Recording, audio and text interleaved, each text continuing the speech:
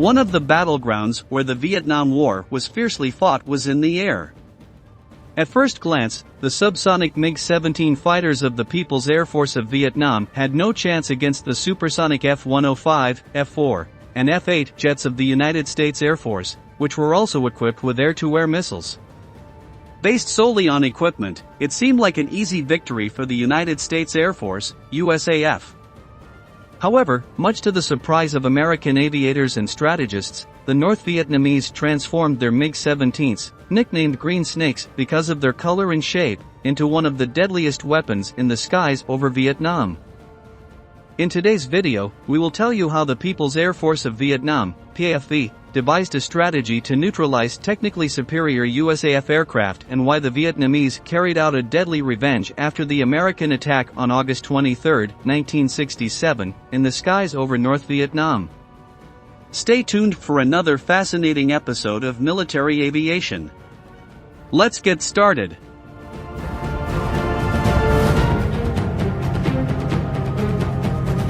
Until 1963, the People's Air Force of Vietnam was not a combat force as it was equipped only with a transport regiment and a training regiment, making them incapable of entering battle.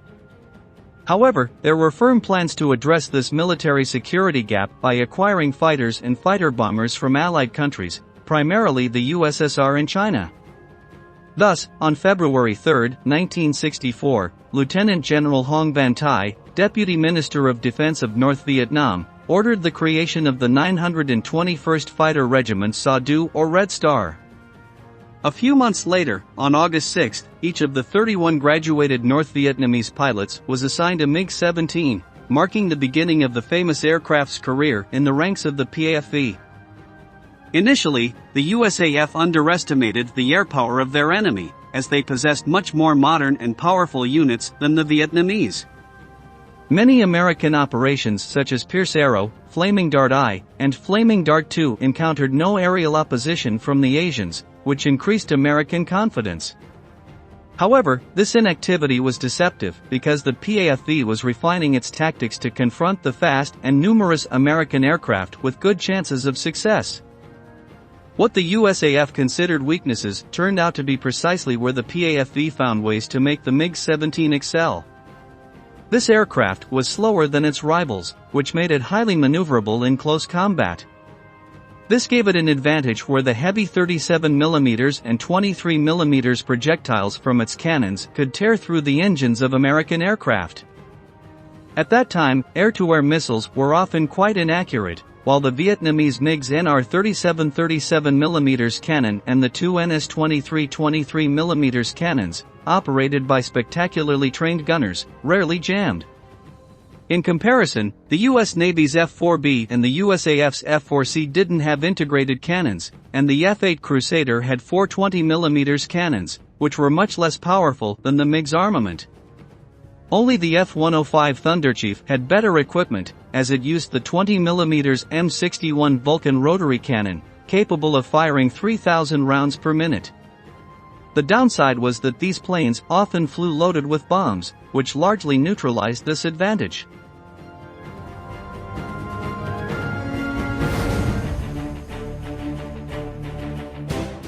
On September 7, 1965, a second Vietnamese fighter regiment with 36 MiG-17F aircraft was created, and the other squadron was re-equipped with MiG-21 F-13 armed with missiles and the MiG-17 PF Night Fighter, all directly brought in from the USSR. Equally important as this influx of equipment was the return of 30 new pilots specially trained in China, as the Tuong Van Flight School had transformed cargo plane pilots into precise fighter pilots. With these additions of technical and human resources, the PAFV was ready to face the USAF, but before that, a tragedy had to occur to fill the Vietnamese forces with a thirst for revenge. The massacre on January 2, 1967, during Operation Biolo, an offensive launched by the U.S. Air Force, was devastating for Vietnam and its military air detachment. The incident, in which a fleet of American F-4C Phantoms shot down 5 Eastern MiG-21s without suffering losses, was a severe blow to the PAFV.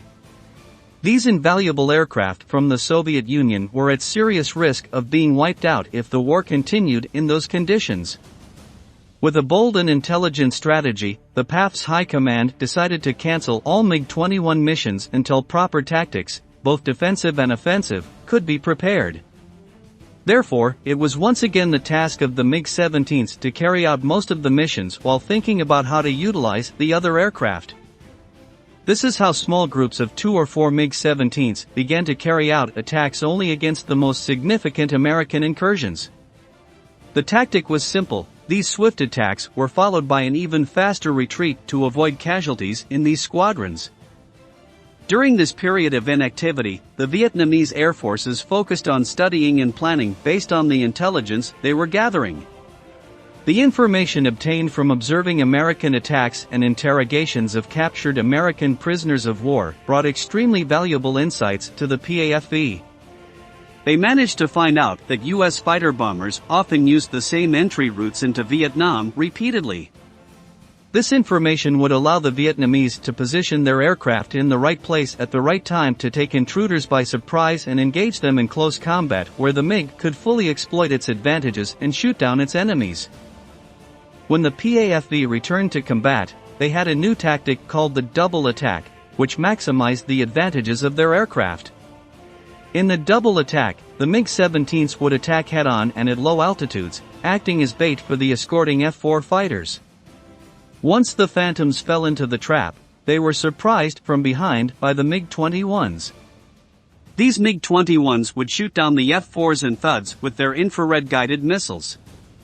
This strategy was going to be tested on Wednesday, August 23, 1967, resulting in a fateful day for the USAF. A pair of MiG-21s and 8 MiG-17s surprised a formation of 36 F-105D Thunderchiefs led by Colonel Nicholas J. Donaldson, escorted by 16 F-4D Phantom IIs under the command of the legendary Robin Olds. At 15 hours, both groups of MiG-17s suddenly ascended at full speed, beginning attack runs from behind against the Thuds.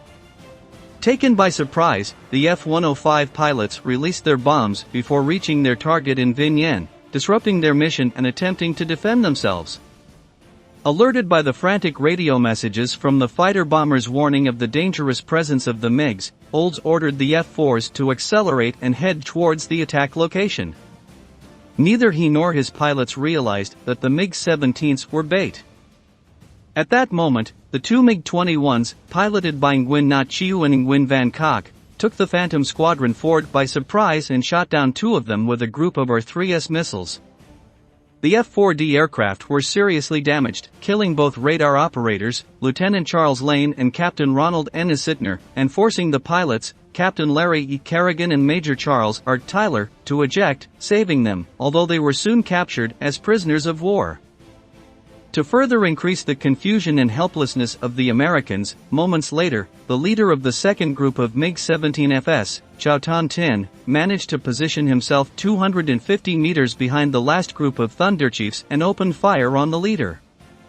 While the first burst missed, it allowed Tin to more precisely calculate the deflection angle. This time, the second burst from his NR-37 and NS-23 cannons, 37mm and 23mm respectively, hit the target. Hit by the barrage, an F-105D plummeted out of control to the ground, with its pilot, Major Elmo C. Baker, ejected from the cockpit, trying to save himself and deploy his parachute. Stunned by so many sudden losses, the American escorts completely lost control of the battle's development, unable to coordinate the attack or defense against the MiGs. The PAFV had anticipated that if the double attack tactic succeeded, some American crews would want to retaliate and escort the MiGs back to their base. The hunch proved correct as at 15:22, the Eastern pilots spotted 2 American Phantom units following 2 returning MiGs to Noi Bai. Without wasting time, the North Vietnamese leader defensively positioned his MiG-17F behind the lead Phantom and opened fire, emptying 70% of his ammunition. The 37mm and 23mm projectiles shook and set the F-4D of Major Robert R. Sawhill and Lieutenant Gerald N. Gert on fire, eventually crashing into the Tam Dao mountain range. Both crew members were captured shortly after. The Vietnamese strategy seemed flawless. And the Americans had suffered the consequences, not only of precise enemy planning but also their own overconfidence.